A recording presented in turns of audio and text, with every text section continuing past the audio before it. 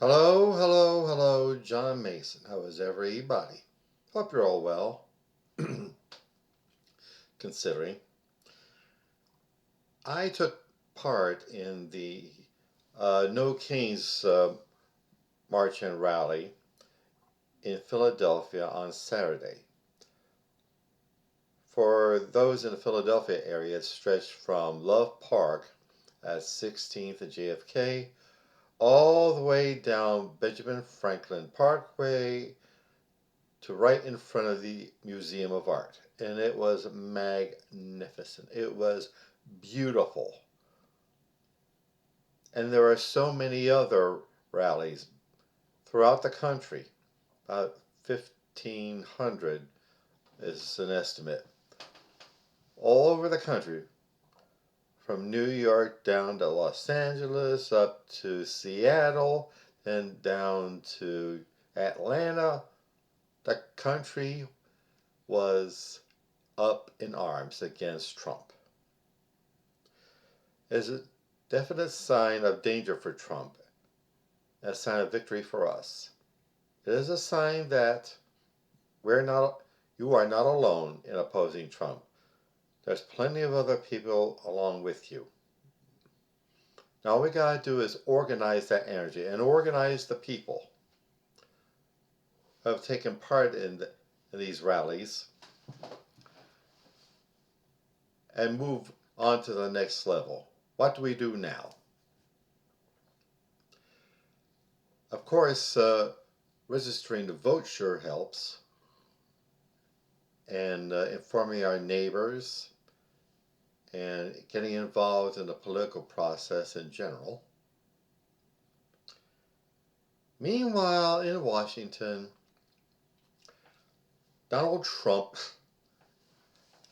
tried to celebrate his birthday, which coincided with the 250th anniversary of the United States Army, with his own vanity parade, wasting about an estimated $45 million to $50 million dollars of taxpayers' money, which could have gone to veterans' benefits like health and housing, etc. But no, it went on to feed the ego of someone who wants to be a dictator, someone trying to pattern themselves on Kim Jong-un or Xi Jinping or Putin, with those spectacular birthday birthday parades where the troops goose step down the avenue and all kind of military hardware is displayed, and there's this pageantry to the glory of the glorious leader. Instead, there are these estimates that Trump only got somewhere under 10,000 or 20,000 in attendance. I saw the pictures. The bleachers were pretty empty, and so was the area, the park around the White House. And the troops were marching in the uniforms of the Revolutionary War, the Civil War, World War I, World War II, Vietnam. For what? To feed the ego of some idiot who uses old man's connections to dodge the draft 5 times. And there was this ad put out by this agency before the march, saying that they want people to fill the bleachers around Trump, and it would pay them $1,000 each in cryptocurrency, right? which really I don't believe has any value, but that's just me. And those bleachers were still pretty sparse and nearly empty. And they said it was so quiet you could hear the creaking of the old Sherman tank uh, driving down Constitution Avenue, tra- of their tracks squeaking and squealing. And another notable thing is I noticed that the troops weren't marching. Oh yeah, just they're in formation, but they were way out of step.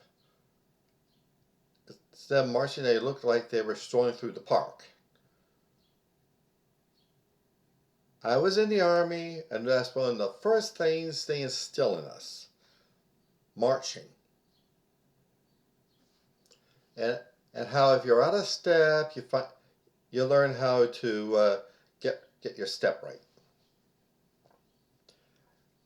And and the look on Trump's face, you couldn't tell if he was falling asleep or crying. I saw Melania looking bored, and Hegseth fiddling with a cell phone,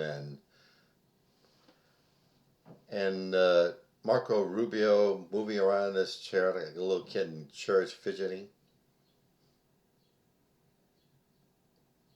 And and Trump plans to retaliate against these cities that have had these no kings marches. He's going to stick ice on them, even heavier. Well, ice along with other federal agencies.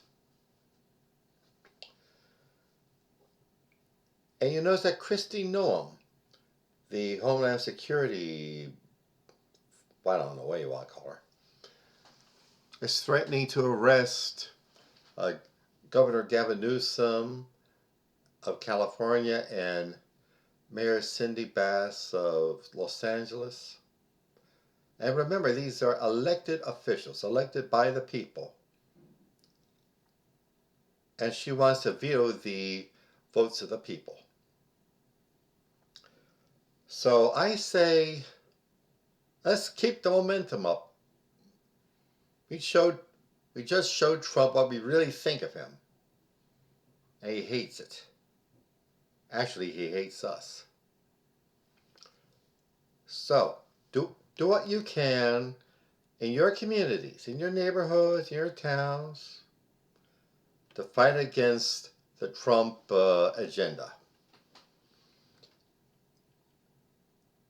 And be aware of ICE when they lurk around your community. That being said, advertisements.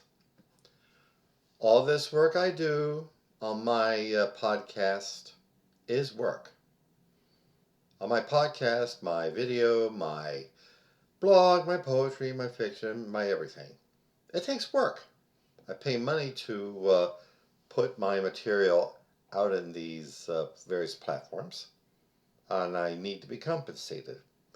And to be able to push it all to a higher level.